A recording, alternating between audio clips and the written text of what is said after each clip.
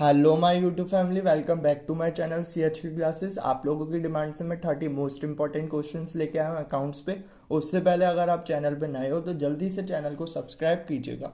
बिना देरी के हम शुरुआत करते हैं। नंबर फर्स्ट क्वेश्चन है आपका, does partnership firm has a separate legal entity, give reasons in support of your answer. इसमें बताना है क्या है, जो पार्टनरशिप होती है वो सेपरेट लीगल एंटिटी होती है, ये गलत है। ठीक है, ये क्या होती है, जो पार्टनर्स होते हैं और उसी के साथ साथ जो बिजनेस होता है वो दोनों एक साथ चलते हैं। तो आप ये इसमें बताओगे no separate legal entity.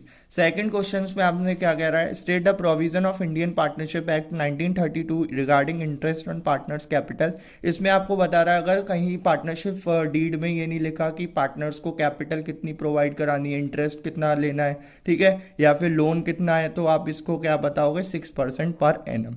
Next question पे चलते, question number third, what share of profit sleeping partner का क्या शेयर ऑफ प्रॉफिट होता है। अगर वो एब्सेंस है, एब्सेंस ऑफ पार्टनरशिप डीड में नहीं लिखा, तो इसमें क्या बताओगे आप, इक्वल शेयर प्रॉफिट होता है। ये सभी क्वेश्चंस बार बार CBSE में रिपीट किए हुए हो और थ्योरी बेस्ड हैं, कुछ थ्योरी बेस्ड है, कुछ न्यूमेरिकल्स हैं। तो प्लीज़ एंड तक देखिएगा, अदरवाइज आप लोगों को ही क्या होगी, दिक्कत होगी। ठीक है, ओके आगे चलते हैं। What is partnership deed. Partnership deed क्या होती है, जिसमें सारे रूल्स एंड रेगुलेशंस लिखे होते हैं, किसको कितना कैपिटल पे इंटरेस्ट मिलेगा, चार्ज होगा, ये सब क्या कहलाती है, पार्टनरशिप डीड कहलाती है। नेक्स्ट आता है, दे withdraw 10,000 on 15th day of every month, interest on drawing was charged 12% per annum, calculate interest on Dave's drawing। ऐसे इंटरेस्ट ऑन ड्राइंग के क्वेश्चंस बहुत सारे आएंगे, तो प्लीज़ इसको आप जरूर देख लीजिएगा। फिर नेक्स्ट आता है, A and B were partners in a firm sharing profits in the ratio 3:2, C and D were admitted as new partner. इसमें आपको क्या है, पूरा इन्फॉर्मेशन गिवन होगी, उसके बाद आपको न्यू PSR निकालना है। न्यू PSR मतलब आप लोग जानते ही होंगे, और नहीं जानते तो प्लीज़ कमेंट करके मुझे बताइएगा। अब हम आगे चलते 7 क्वेश्चंस पे। State the rights acquired by newly admitted partner. इसमें बता दोगे आप share future profit, share assets. फिर what is mean by sacrificing ratio क्या होता है, इसमें आप बता दोगे। देन नेक्स्ट है आपको, list 2 items that need adjustment in the books of account of a firm at the time of admission of a partner.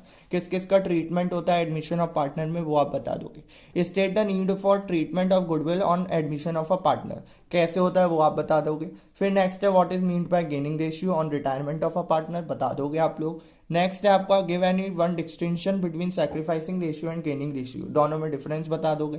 Then उसके बाद A, B and C, D were partners in a firm sharing profits in the ratio 4:3:2। इसमें आपको क्या निकालना है, new PSR निकालना है। बहुत ईजी। अगर आपको फिर भी ना आए तो प्लीज़ कमेंट करके बताइएगा, मैं आपको पर्सनली सॉल्व करके एक वीडियो बना दूंगा। आगे चलते हैं, difference between resolution of partnership and resolution of partnership firm, दोनों में डिफरेंस देख लीजिएगा। इसमें थ्योरी क्वेश्चन में जरूर आ सकता है 5 नंबर का। आगे चलते हैं। फिर नेक्स्ट क्वेश्चन है, state any two situation when a partnership firm में बी कंपलसरी डिसॉल्व। 2 कंडीशन बतानी जिसमें पार्टनरशिप फर्म बिल्कुल ही सख्त बंद हो जाए, मतलब परमानेंट बंद हो जाए। इसमें आपको रिकॉन्स्टिट्यूशन ऑफ पार्टनरशिप और डिसोल्यूशन ऑफ पार्टनरशिप को डिफरेंस करना है। देन नेक्स्ट क्वेश्चन में आपका है, in case of dissolution of a firm which liabilities are to be paid first. ये आप बता दो कि अगर कोई पार्टनरशिप बंद हो रही है तो सबसे पहली लाइबिलिटीज कौन सी दी जाती है। अगर आपको थोड़ी वीडियो फास्ट लग रही है तो आप स्लो करके देख सकते हो, क्योंकि मेरे को जल्दी बनानी पड़ेगी, अदरवाइज ये लॉन्ग हो जाती है।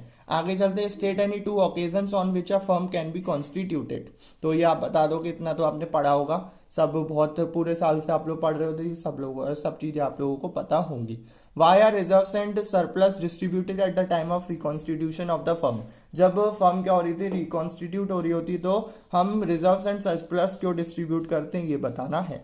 नेक्स्ट है आपका, इशूड कैपिटल क्या होती है, रिजर्व कैपिटल क्या होती है, पेड अप कैपिटल क्या होती है, ये सब आपको एक्सप्लेन करने हैं। आगे चलते हैं। नेक्स्ट है, what is the meaning of debenture. Debenture का मतलब क्या होता है, जब कंपनी पर्सन से लोन लेती है उसको डिबेंचर कहते हैं। Give the meaning of debenture as collateral security, meaning बतानी है कोलेटरल सिक्योरिटी के बेसिस पे। नेक्स्ट क्वेश्चन है, list 4 items which is reserves and surplus balance sheet. ठीक है, 4 ऐसी चीजें बताओ जो रिजर्व एंड सरप्लस के अंदर आती, बैलेंस शीट के अंदर। नेक्स्ट है आपका, limitations of financial statement analysis की क्या क्या लिमिटेशंस है वो आप लोगों को बतानी है। फिर नेक्स्ट चलते, what do mean by cash flow statement. ये लास्ट ईयर के क्वेश्चन में आया था, तो ये तो सबसे ज्यादा मोस्ट इंपॉर्टेंट है, प्लीज इसको देख लीजिएगा। नेक्स्ट आता है, what is the primary objective to prepare cash flow statement. तो ये क्या होता है, प्राइमरी ऑब्जेक्टिव क्या होता है कैश फ्लो स्टेटमेंट, कंपनी में पता चल जाए कितना कैश आया है, कितना कितना कैश गया है। फिर नेक्स्ट क्वेश्चन आता है what is inflow and outflow of cash. Inflow मतलब होता है कंपनी में कैश आना और आउटफ्लो मतलब होता है कंपनी से कैश जाना।